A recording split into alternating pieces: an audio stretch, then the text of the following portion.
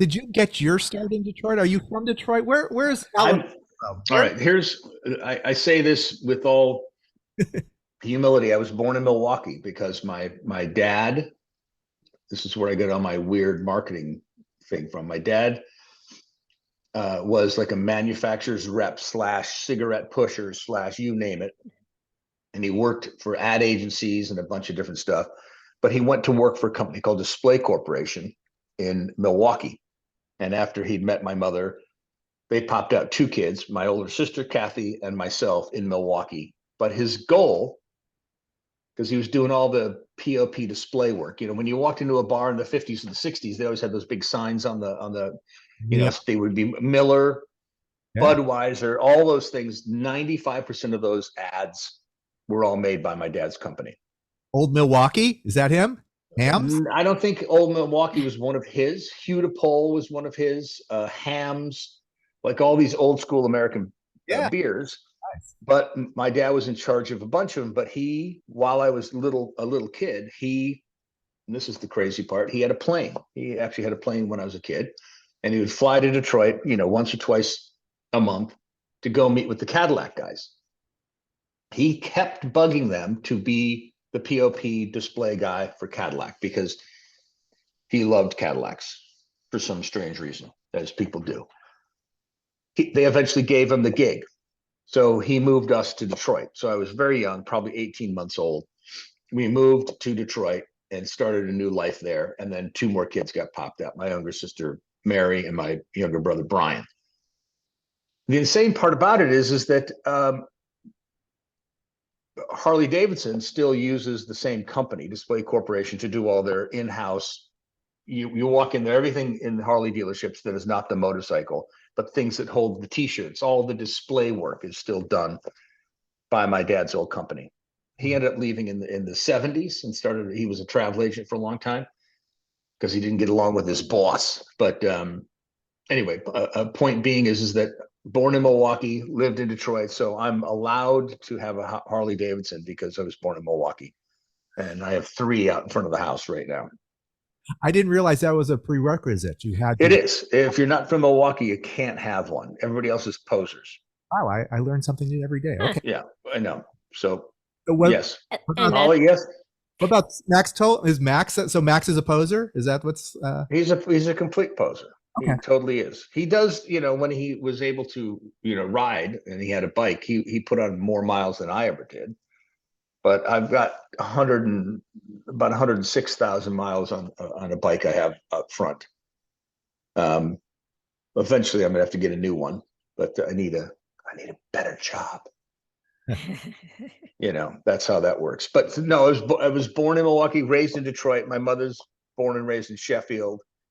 And after years of not understanding everything about how things work, my mother, who had lived through the end of World War II, and in Sheffield was the Pittsburgh, if you will, of England, it was constantly being bombed. And when it was being bombed and they knew the blitzkriegs were coming, they would move the kids out to the countryside, out to Loughborough or Leicester or something. So my mother suddenly realized that this Vietnam War is not necessarily going to end anytime soon. So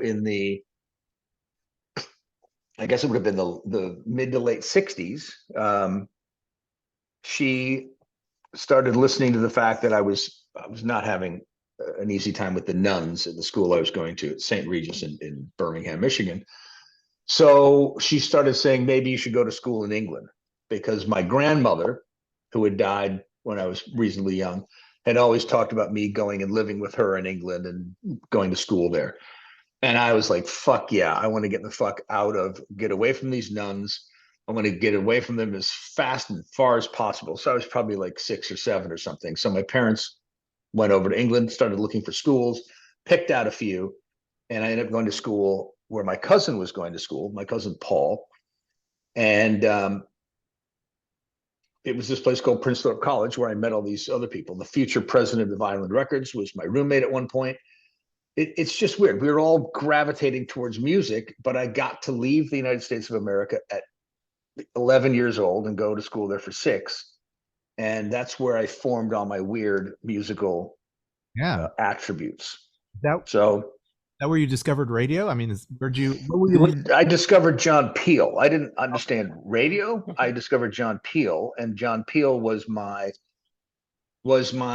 friend. I actually eventually met him when my sister worked for the BBC. I went in and met him, and it was just like freaking out and trying not to freak out.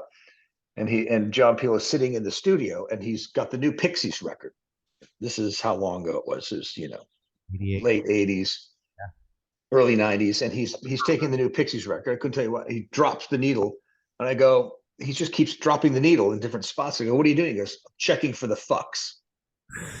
And I'm like, wouldn't you just put it on at the beginning and listen all the way through? I think he was just thinking randomly if a fuck came up, he would catch it, with the needle on the record. And I just thought, oh, wow, that's amazing. But he's probably been doing it for 40 years at that point. But I don't know. So I discovered John Peel. John Peel turned me on to a bunch of different bands. So when I came back to the States, I used to come back every summertime from 70 to 76. I would get very frustrated listening to FM radio because Lee Abrams had fucked it up. Lovely. I met him eventually, and he admitted that, he was to blame, but he just said they all took it too far. But I wanted to hear variety, and I just got really upset. I didn't know Lee Abrams was the time. I find out later he's the guy that came up with the Superstars format.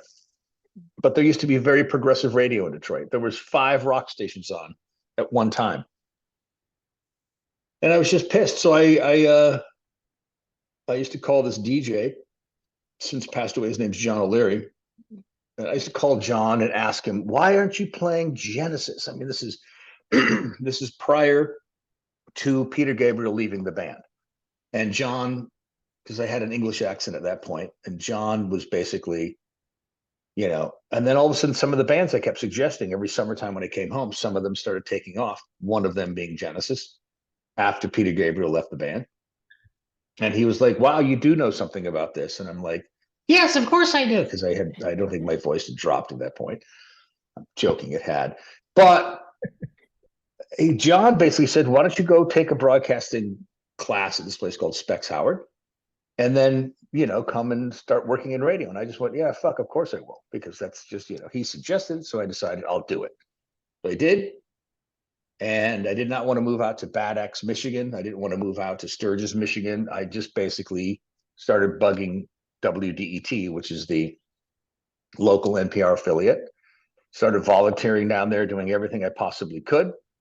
And while I was in there running Music of the Black Church or the Opera Show or anything else that was on tape at the time, I was going through their library, which will come up because one of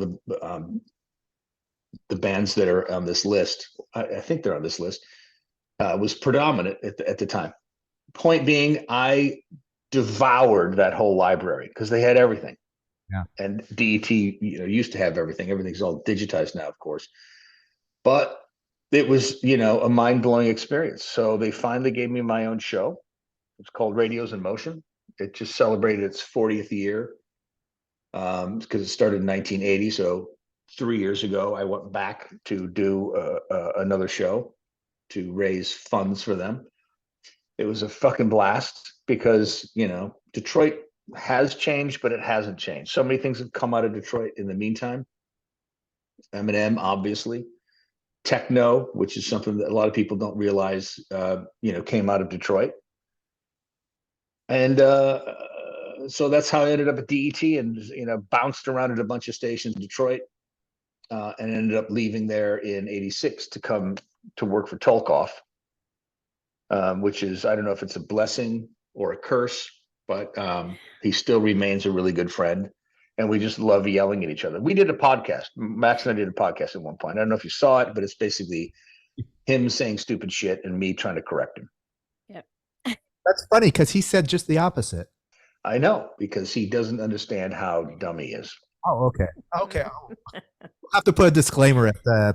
Yeah, just put up there right now. Halloran is completely lying. Okay. Lovely. Or miscreant. Right. Yes, miscreant. Exactly. All right.